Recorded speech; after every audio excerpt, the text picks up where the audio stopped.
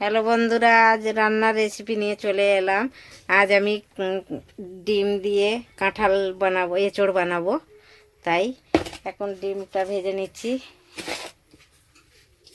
কড়া গরম হয়ে গেছে, তেল দিয়ে দিয়েছি, ডিম দিয়ে দিচ্ছি, আলুও দেবো একটু এর সাথে। ডিমটা ভালো করে ভেজে নিচ্ছি।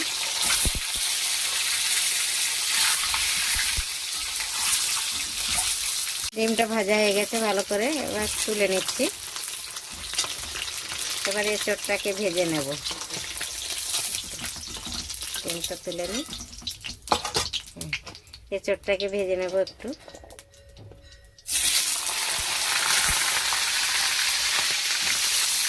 হলো বন্ধুরা, হয়ে গেছে এঁচোড়টা ভাজা, ভালো করে ভেজে নিয়েছি। নুন হলদি দিয়েছি, একটু দিয়ে ভেজে নিয়েছি। এবার তুলে নেব।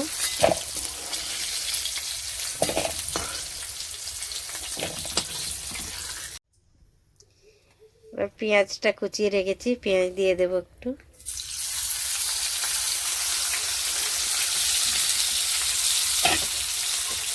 এটা একটু মাখা মাখা হবে, বেশি ঝোল হবে না, এর জন্য পেঁয়াজ কুচিয়ে দিয়ে দিয়েছি। পেঁয়াজ একটু ভালো করে ভেজে নেব, তারপরে আদা রসুনটা দিয়ে দেবো।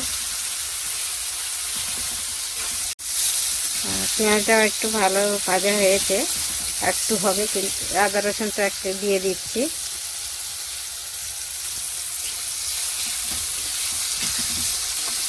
আদা রসুনটা একটু ভেজে নেব।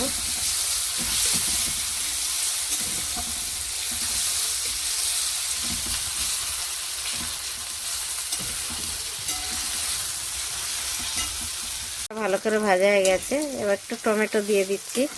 পেঁয়াজটা না ভালো করে ভাজা হলে টমেটো দিলে ভালো লাগবে না, তার জন্য এবার টমেটোটা দিয়ে দিচ্ছি, কুচি রেখেছি।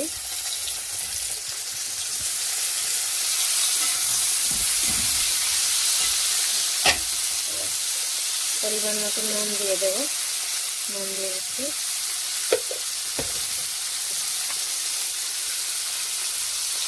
হলুদ গুঁড়ো, লঙ্কা গুঁড়ো, জিরের গুঁড়ো, ধনের গুঁড়ো। এবার একটু ঢেকে দেবো, মশলাটাকে ভালো করে হবে।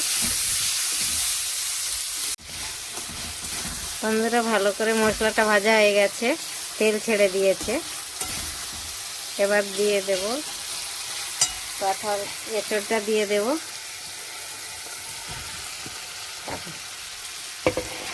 একটা ডিম আলু সেই ভেজে রেখেছি, এটাও দিয়ে দিচ্ছি একসাথেই।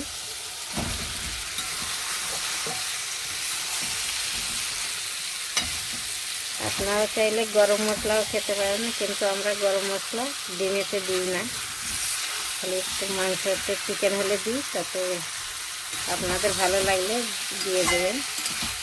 আমরা খাবো না গরম মশলা, তাই দিচ্ছি না। মশলা মেখে নিয়েছি, ভালো করে কষে নিয়েছি সবজিটাকে। এবার একটু সামান্য জল দিয়ে দেব, অল্প করে জল দেবো, একটু মাখা মাখা হবে। এবার একটু ঢেকে দেব 5 মিনিট, তারপরে আর জল দেবো না, কিছু আর দেবো না, সব দিয়ে দিয়েছি। হ্যালো বন্ধুরা, আমার ডিম দিয়ে এঁচোড় রান্না হয়ে গেছে। কষা কষা করেছি, খুব সুন্দর হয়েছে। আপনারাও এমনি করে বানিয়ে খাবেন, খুবই ভালো লাগবে খেতে, খুব সুন্দর হয়েছে। ভালো লাগলে লাইক কমেন্ট শেয়ার করবেন জরুর। Thank you.